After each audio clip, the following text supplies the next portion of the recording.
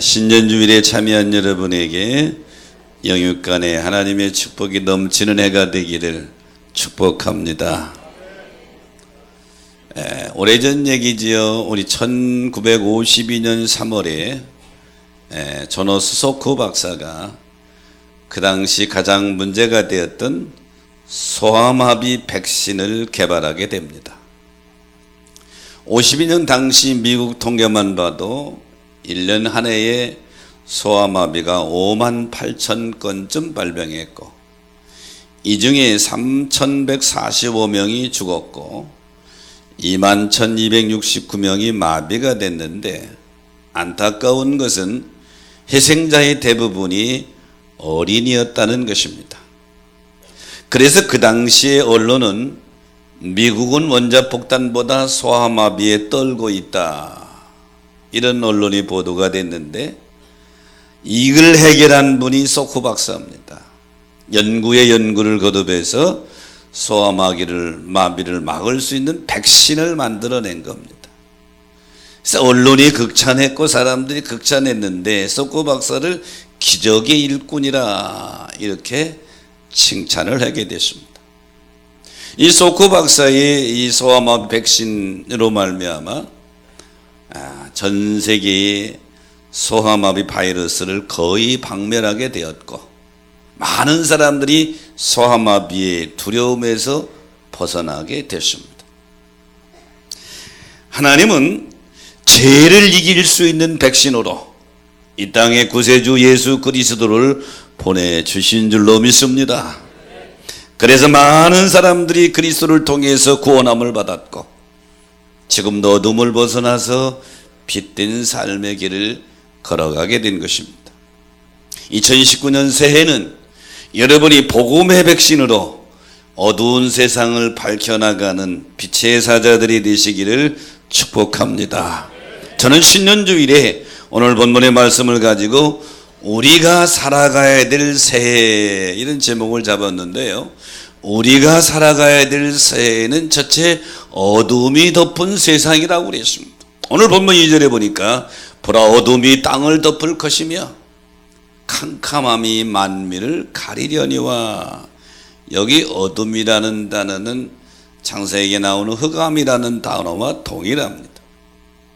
하나님이 흑암이 덮여있는 이 세상에 창세기 1장 2절로 3절에 보면 청지찬도할 때에 빛이 있으라 하시니 빛이 있었다 그랬어요. 뿐만 아니라 출애굽기 10장에 보면 애굽왕 바로에게 9번째 재앙을 내릴 때에 3일 동안 온 애굽이 흑암으로 덮여 있는데 이스라엘 자손이 거주하는 곳에는 빛이 있었더라 그랬어요. 여기 본문의 캄캄함이라고 하는 단어는 하나님의 영광의 빛이 멀어진 상태, 하나님이 그 심령 속에서 떠난 상태, 하나님이 없는 심령, 이것을 가리키고 있는 것입니다.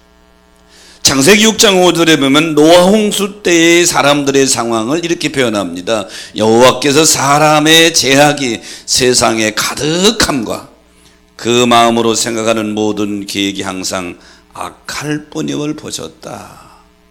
하나님이 물로 심판하시기 전에 그 당시 사람들은 마음이 흑암으로 덮여 있었다는 거죠.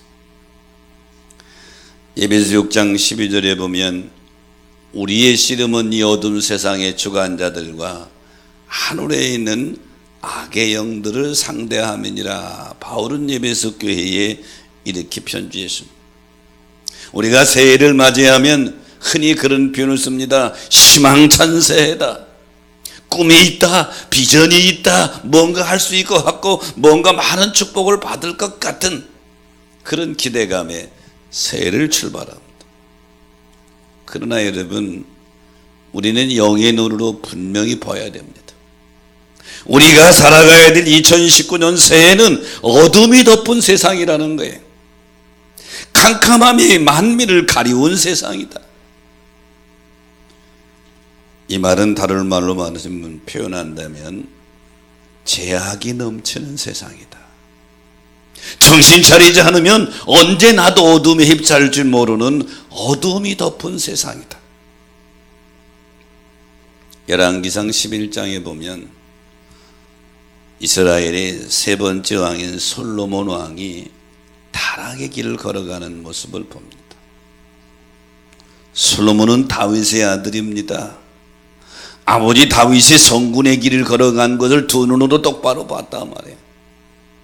그럼에도 불구하고 솔로몬이 타락의 길을 걸어가는 것은 아내, 이방 여인들을 많은 아내로 두었지요.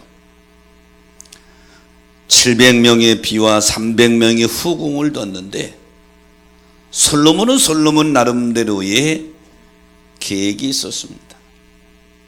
이것은 정략 결혼을 통해서 이방 나라들과 사돈 관계를 맺어 주변 나라들로부터 서로 안정을 기하고 나라의 안정을 추구하려고 하는 그런 계획이었죠. 그런데 이방 여인들이 솔로몬의 아내로 왕으로 올 때에 그냥 온 것이 아니라 자기들이 섬기는 신을 가지고 들어왔단 말이에요.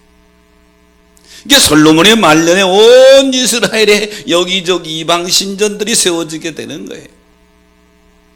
결국은 영적 타락의 길을 걸어가서 이 여인들로 인하여 솔로몬이 하나님을 떠나게 되고 우상을 숭배하는 죄를 지게 되죠. 사랑하는 여러분, 우리가 맞이한 2019년은 희망찬 새해, 우리가 희망을 가지고 출발하지만 기억하십시오. 어둠이 덮은 세상인 것을 볼 수 있게 되시기를 축원합니다. 그래서 베드로전서 5장 8절에 보니까 근신하라, 깨어라, 너희 대적 마귀가 우는 사자처럼 두루 다니며 삼킬 자를 찾는다. 정신 차리라는 거예요. 그렇지 않으면 언제 어떻게 우는 사자와 같이 우리를 삼키려고 하는 마귀에게 잡힐지 모른다. 가룟 유다는 깨어있지 못해서 마귀의 노예가 되었습니다. 요한복음 13장 2절에 보니까 마귀가 벌써 시몬의 아들 가룟 유다의 마음에 예수는 팔려는 생각을 넣었더니 그때부터 가룟 유다가 마귀 노릇하게 되죠. 그래서 예수님을 은 30에 팔아버립니다. 어둠의 영들은 지금도 우리 가운데 역사하고 있는 것이죠. 가인이 자기 예배를 하나님이 안 받으시고 동생 아벨의 예배를 받으신 것이 시기가 나서 돌로 동생을 쳐 죽입니다. 이때 하나님이 가인을 책망하시면서 이렇게 말씀하시죠. 창세기 4장 7절에 보니까 죄가 너를 원하나 너는 죄를 다스릴지니라. 이때 가인 속에 역사한 사탄은 지금도 우리가 살고 이 세상에 어둠의 사자로 움직이며 역사하며 틈만 나면 우리를 집어삼키려고 한단 말이죠. 죄를 다스리는 해가 되시기를 축원합니다. 사탄의 유혹을 눈으로 볼 줄 아는 해가 되어야 된단 말이죠. 1986년은 우리나라가 33번째로 남극 조약에 서명한 해입니다. 남극 킹조지 섬에 남극 세종과학연기지를 건설했죠. 그리고 여기에 우리 연구진들이 늘 상주하면서 연구하는데 남극에는 아주 각종 천연 보화들이 많이 묻혀 있어요. 천연가스, 석유, 철광석 등 막대한 자원들이 있으니까 세계 각국이 여기에 진출해서 기지를 세운단 말이에요. 한 번은 남극기지의 연구진들이 보트를 타고 정밀 탐사를 하고 기환하다가 큰 강풍을 만났습니다.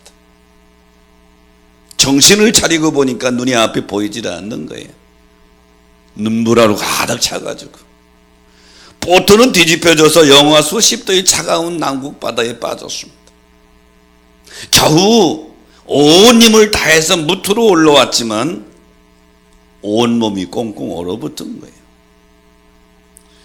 우리는 지금 영하 10도만 돼도 이거 쳐 죽겠다고 그러는 남극은 뭐 수십 도잖아요.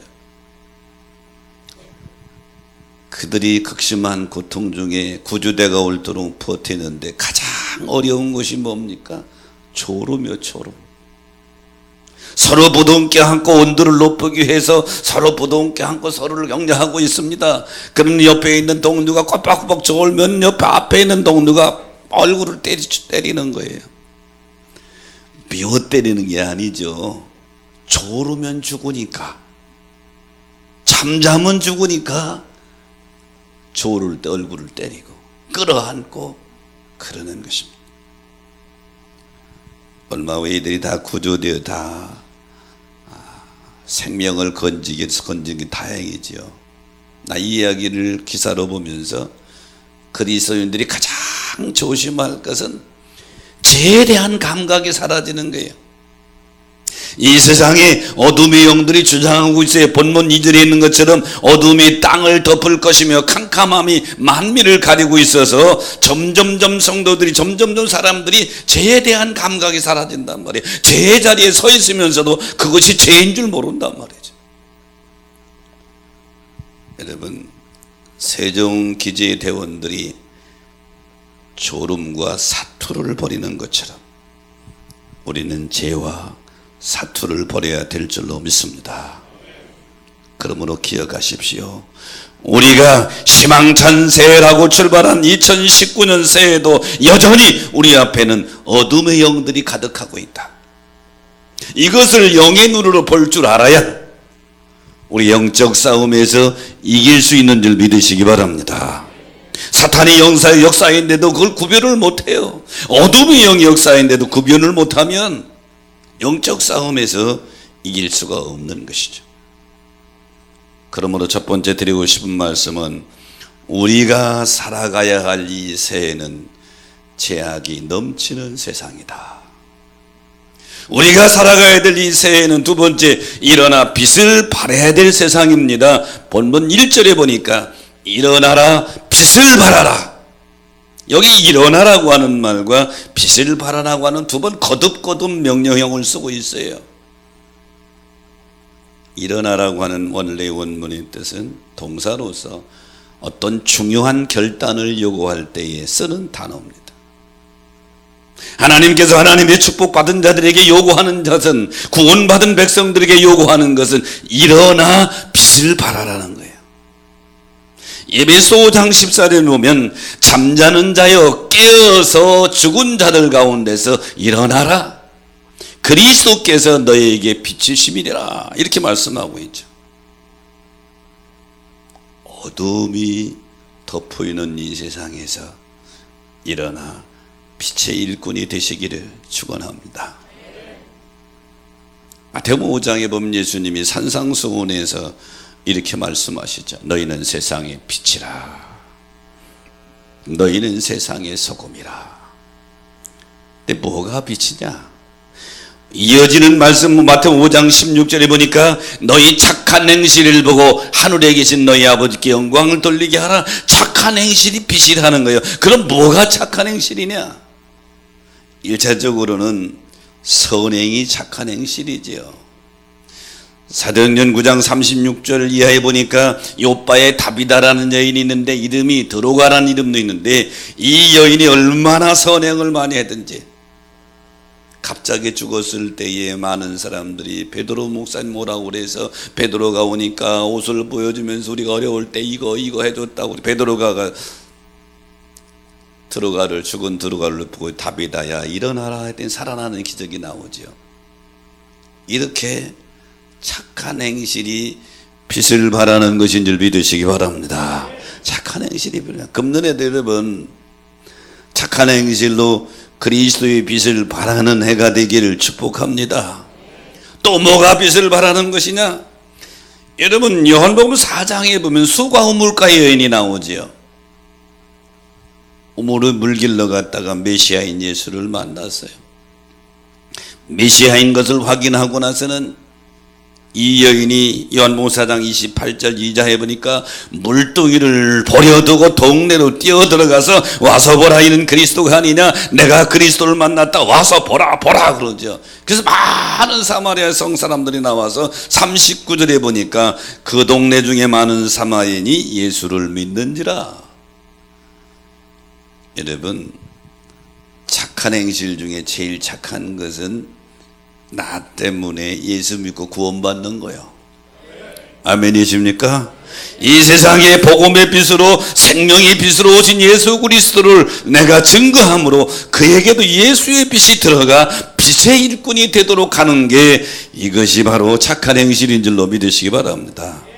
이게 빛을 발하는 거예요. 뿐만 아니라 우리는 가정에서도 빛을 발해야 될 줄로 믿습니다. 이웃 그러니까 자꾸 어려운 사람들만 이웃이라고 생각하지 말아요. 가장 가까운 이웃이 부부간이에요. 부부간에도 좀 빛을 발하시기를 축원합니다. 눈치를 채야 돼. 부부간에도 두 부부 신앙생활에서 부부가 권사고 집사다. 근데 한 사람이 시험 들어서 어둠에 잡혔어. 한 사람이 시험 들어 어둠 잡혔으면 시험 들지 않은 또 나머지 한 사람이 어둠에 잡힌 사람에게 빛을 발해야지. 할렐루야. 그렇다고 당신 그래가지고 시험 들면 되겠어, 이건 빛을 발하는 게 아니야. 더 캄캄하게 하는 거지. 사랑으로 빛을 발하고 위로함으로 붙들어 주시기를 축원합니다. 보통 남성들은 이성적이기가 쉽고 여성들은 감성적인 이 성격을 가지고 있을 때가 많아요. 근데 정반대의 성격이 우리 교회 부부 중에 내가 두 사람 만나긴 했어.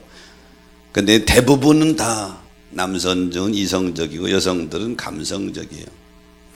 그리고 남자들은 하루에 말을 15,000마디에서 20,000마디 정도 하면 다 한답니다. 근데 여성들은 25,000에서 30,000마디 말을 해야 하루 할 말을 다 한대. 그럼 보세요. 저는 주일날 하루 6번, 2번째, 3번 설교하거든요. 집에 가면요, 한마디도 하기 싫다. 한마디도 하기 싫어. 그냥 쉬고 싶어. 왜? 내가 해야 될 이 에너지 말은 다 했어. 이미 오버됐어. 근데 제 아내는 그때부터 말을 건다. 시비 거는 게 아니에요. 그냥 일상적인 얘기를 하죠. 넷째가 철이 없을 때는 쟤 좋잖아, 좀 시끄러 그랬는데 요즘에는 그냥 간단하게 한다. 어떻게? 응? 그래요? 그래도 좋대. 이런 거로구나. 빛을 발한다고 하는 것은 상대방을 이해하고 자존심을 내려놓고, 그리고 어두운 가운데 내가 선행을 하는 것, 내가 들어주는 것, 내가 그를 돌보아주는 것, 이게 빛을 발하는 거다. 그래 제가 금요 심할 얘기했잖아요. 부부지간에 금년에 대화할 때 목소리를 미 이상 올리지 마라. 도리에 미까지만 하라 이 말이죠. 솔로 올라갔다가는 또 감정이 상하기 쉬우니까. 그러므로 여러분, 우리가 살아가야 될 새해는 기본적으로 어둠이 덮은 세상, 죄악이 만연한 세상인데, 그 가운데서 하나님은 여러분에게 빛을 발하라고 말씀하시는 줄 믿으시기 바랍니다. 미국의 건국의 아버지가 벤자민 프랭클린입니다. 하루는 외출하고 들어와서 집에 들어왔는데 깜빡 잃어버렸어요. 등불을 안 가지고 들어온 거예요. 그 등불을 가지러 밖에 나가서 보니까 자기가 놓고 온 등불 때문에 집 앞이 훤한 거예요. 그래서 그때 그 다음 날부터 등불 넣는 등대를 만들어 가지고 거기다 늘 밤마다 등불을 켜놨어요. 사람들은 벤자민 프랭클을 보고 미쳤다고 그러죠. 그 당시 보통 사고는 등불은 집 안에 켜놓는 거예요. 집 밖에다 거리에다가 등불을 켜놓는다. 사람들이 누구도 생각을 안 한 거예요. 이래서 벤자민 프랭클린이 날마다 집 앞에다가 거리에다 등불을 켜놓으니까 지나가는 사람들이 처음에는 욕했다가 거리가 밝으니까 좋네, 무섭지도 않고 길 가기도 편하고. 그래서 벤자민 프랭클린이 있는 필라델피아 주에서 처음으로 가로등을 만드는 거예요. 가로등. 그랬더니 이 미국에 있는 여러 주 중에서 필라델피아 주가 가장 안전한 주, 편리한 주, 살기 좋은 주로 명성을 떨치니까 전 미국이 가로등을 설치하게 된 거예요. 그 가로등이 지금 인천에도 설치된 거예요. 할렐루야. 한 사람이 생각해서 나온 그 아이디어가 전 세계의 밤을 밝히는 가로등이 시작이 된 거예요. 여러분,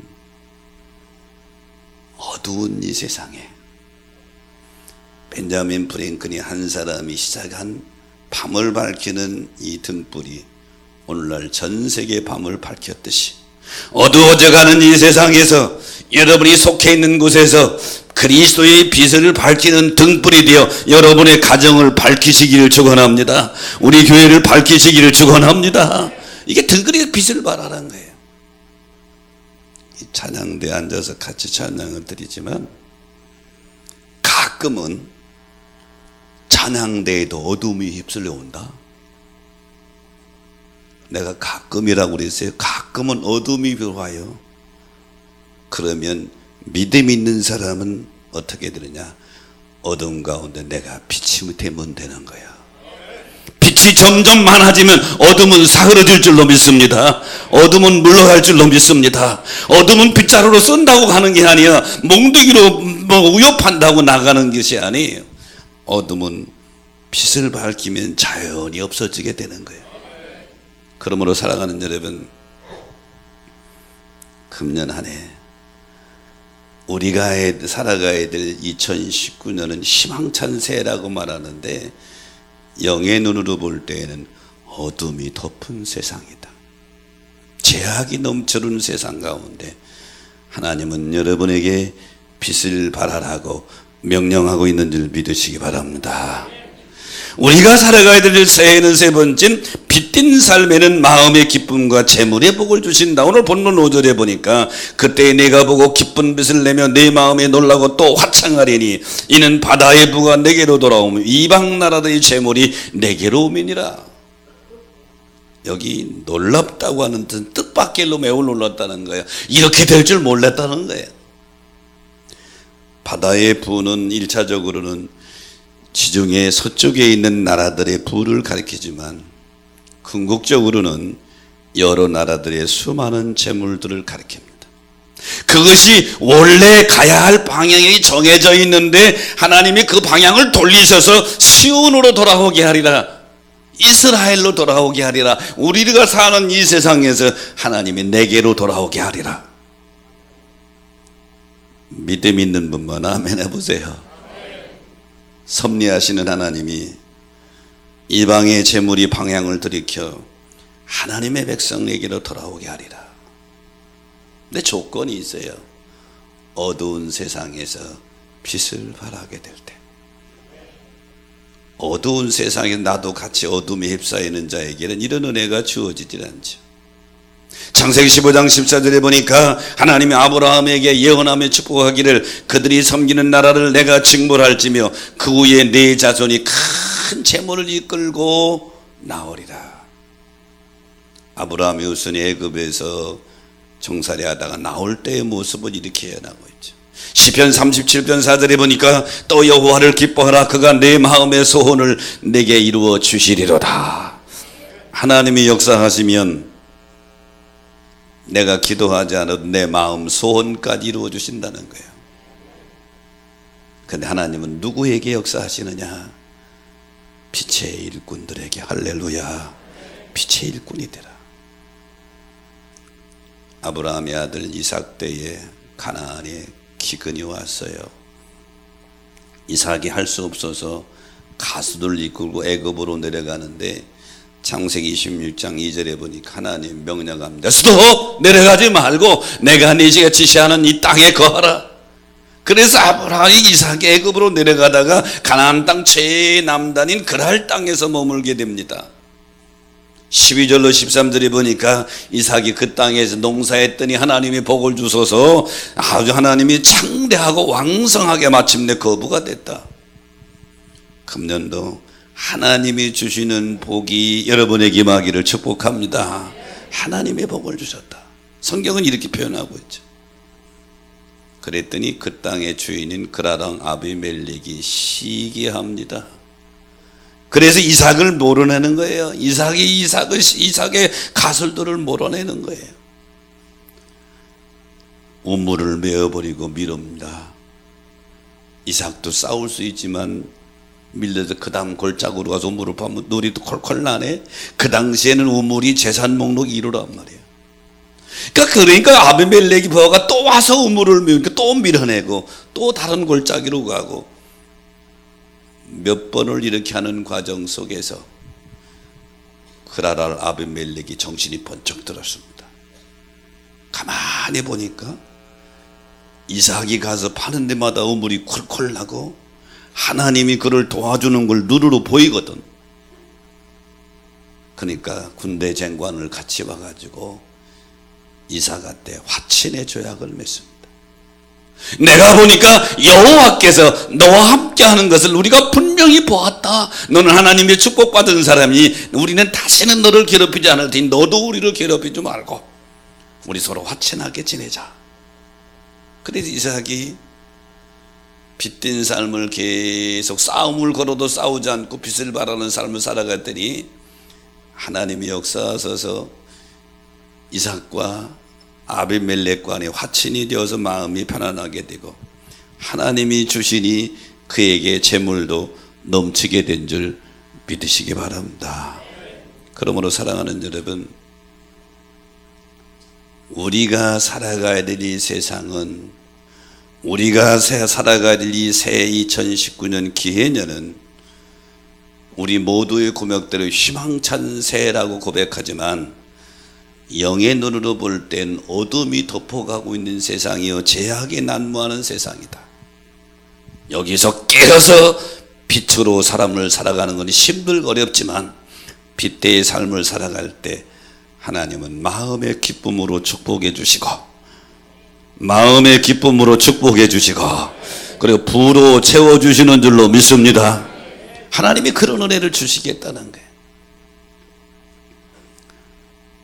다니엘이 바벨론의 포로로 끌려가서 하나님의 은혜를 출세했지요.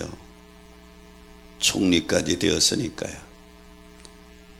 근데 다니엘을 시기하는 사람들이 다니엘을 무너뜨리려고 다니엘서 6장 4절에 보니까 뒷조사를 다 했는데 아무 흠잡을 게 없더라고 그랬어요. 그러니까 만든 것이 기도하는 사람은 사자굴 속에 넣는다는 특별법을 만드는 거죠. 그런데 다니엘이 말이에요, 그럼에도 불구하고 계속 기도하죠. 기도의 등불을 계속 밝힐 때 6장 28절에 보니까 다니엘은 왕조가 밝혔는데도 불구하고 형통하였더라. 사랑하는 여러분, 하나님이 전능하신 걸 믿으십니까? 우주 만물을 지금도 섭리하는 줄 믿으십니까? 그렇다고 한다면 오늘 말씀을 하나님의 음성으로 들으시기를 축원합니다. 우리가 살아가야 될 이 새해 2019년 첫 주인데 52주 다 여러분 믿음으로 승리하시기를 축원합니다. 그러나 분명히 기억하십시오. 우리가 살아가야 될 이 세상은 어둠이 덮은 세상이다. 언제 가인 속에 역사했던 사탄은, 가룟유다 속에 역사했던 사탄은, 예수님도 넘어뜨리려고 했던 그 사탄은 우리에게도 유혹해 온다. 넘어뜨리려고 그런다. 그래서 깨어서 빛을 발하시기를 축원합니다. 빛 가운데 거하시기를 축복합니다. 그럴 때에 하나님이 마음의 빛과 그리고 넘치는 재물의 복으로 축복해 주신다. 이 주인공 여러분 되시기를 주의 이름으로 축원합니다. 말씀 생각하면서 우리 찬양하면서